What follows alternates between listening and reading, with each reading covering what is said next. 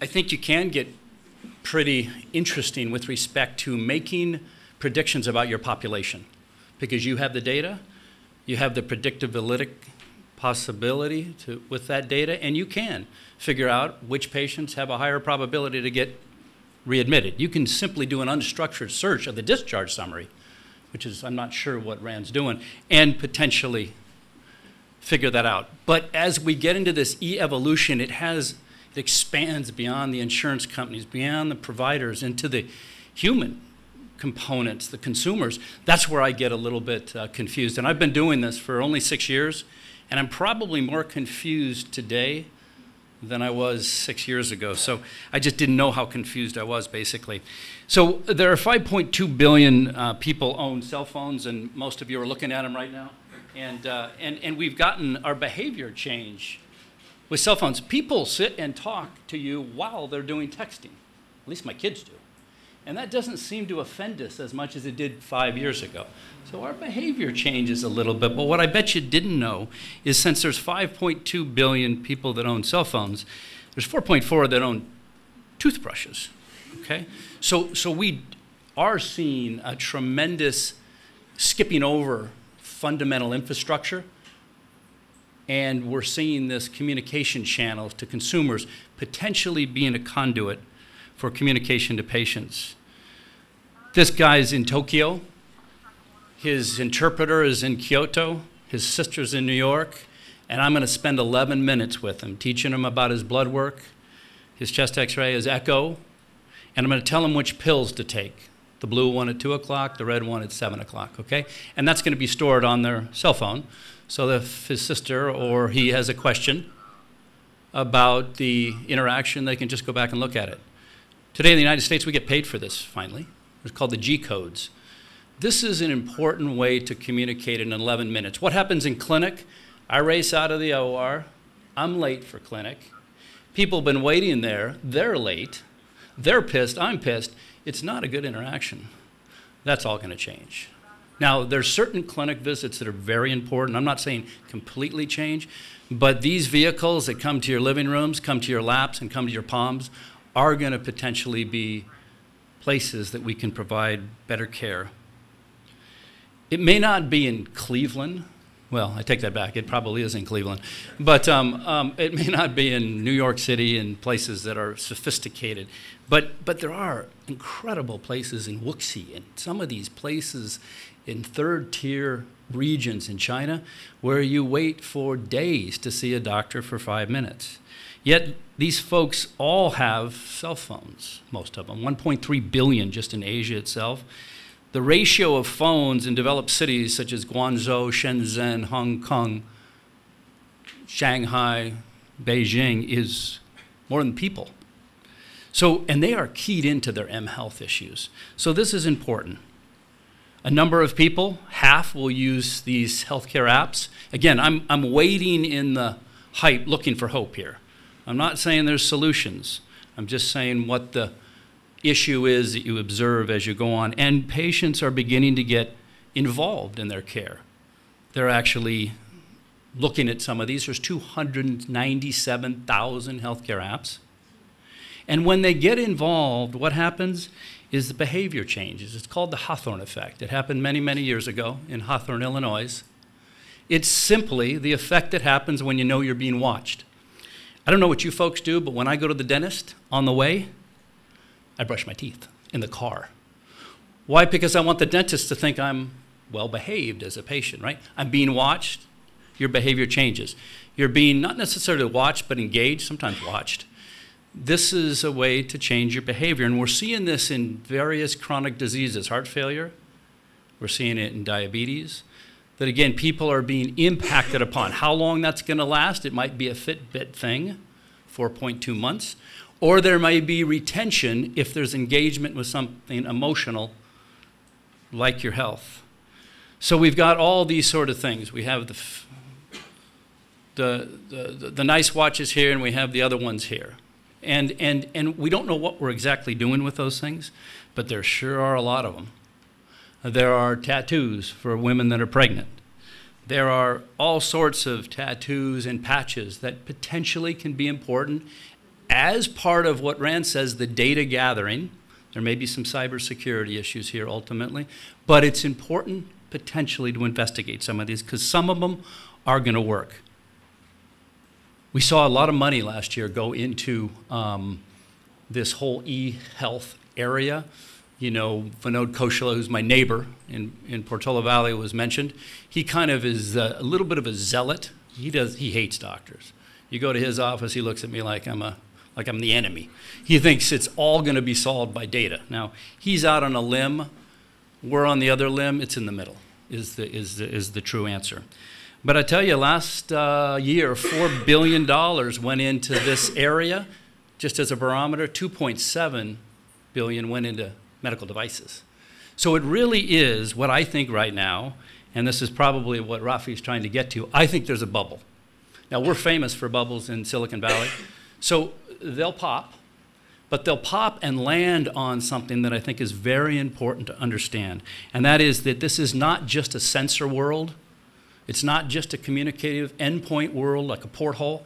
You've got to blend that with the carriers and then ultimately some of this cloud predictive power. You have to have the whole spectrum. You can't just think you're going to have an impact with just sensors. There always has to be some clinical endpoint.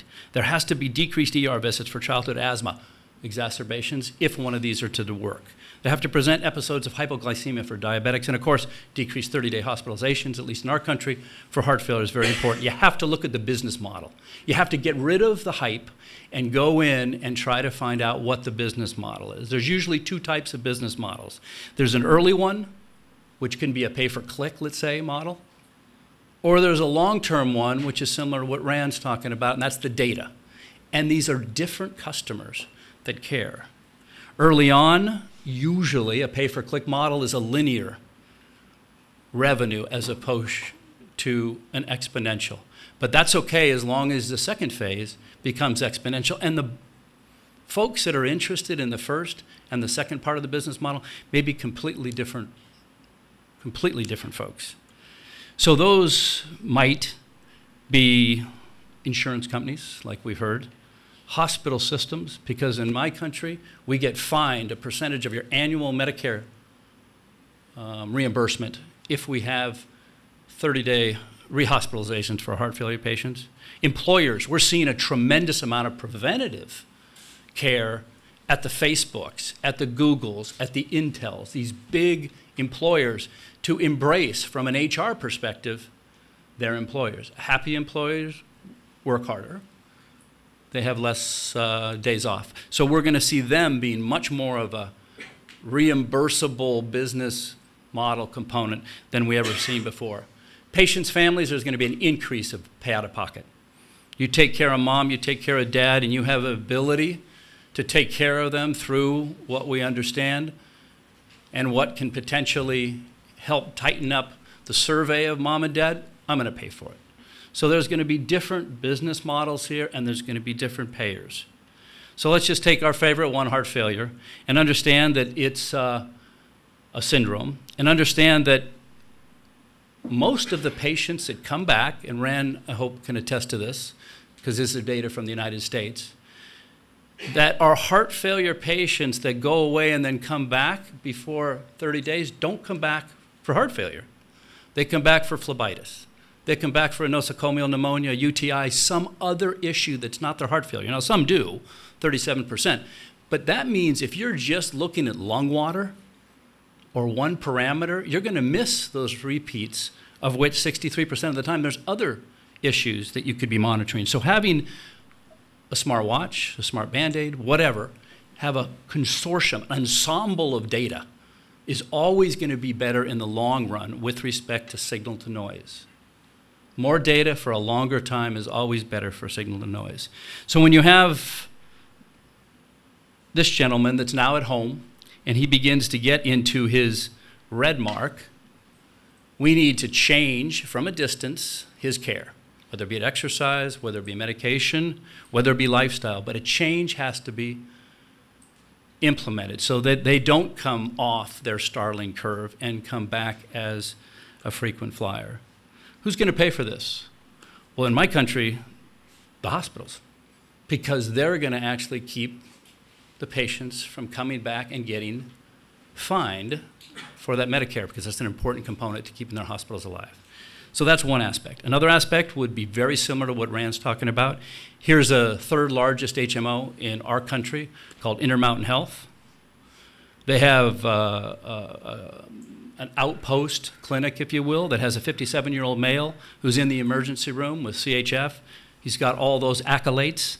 He's got an ejection fraction of 32. He's got CAD, he's got PAD, he's got CRI, the whole gamut. What do you do with him? Well, they go back into the database, just like we heard that Khalid does, and said for that particular patient, with that particular issue, we find the best thing to do is treat him with something and keep him at the outpost. Or maybe you FedEx the person or helicopter them into the main stay. But you don't want to helicopter everybody in, because that's an inefficient cost issue.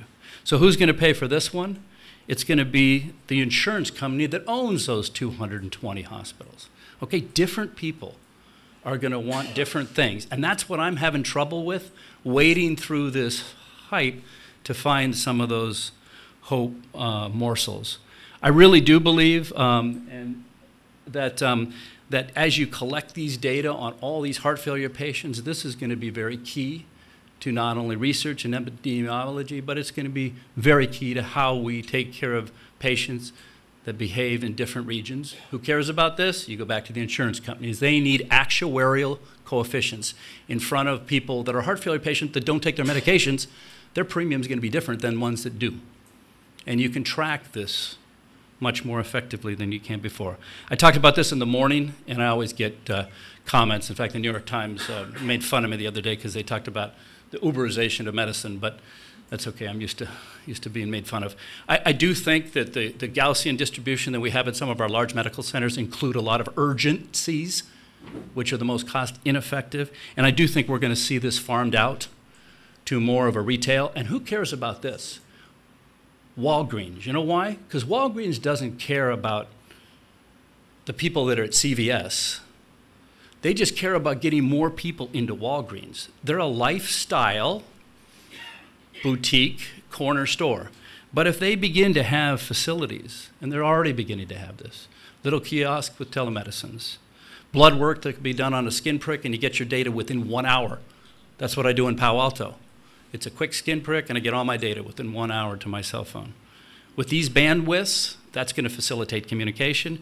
And then the whole drug dispensation in these issues, in these moderate healthcare providing issues are going to change drastically. So rather than getting your care from the folks that we usually go to, these will be reserved for emergencies. Hospitals will return to being ICUs. Prevention, chronic care management, and some of those urgencies will be taken care at the corner. This Uberization, the service will come closer to the patient.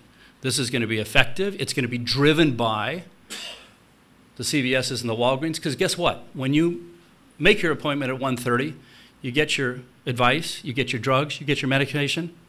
On the way out, you're going to get diapers and cereal and milk for tomorrow. So it's a lifestyle type of issue. And that's what Walgreens and what CVS is going to help participate in. And the thing that's going to help is electronics in between. And that's what Google sees. That's what Microsoft sees. That's what Qualcomm sees. And that's why you see them moving more into healthcare than others. So in conclusion, IT and MT are colliding.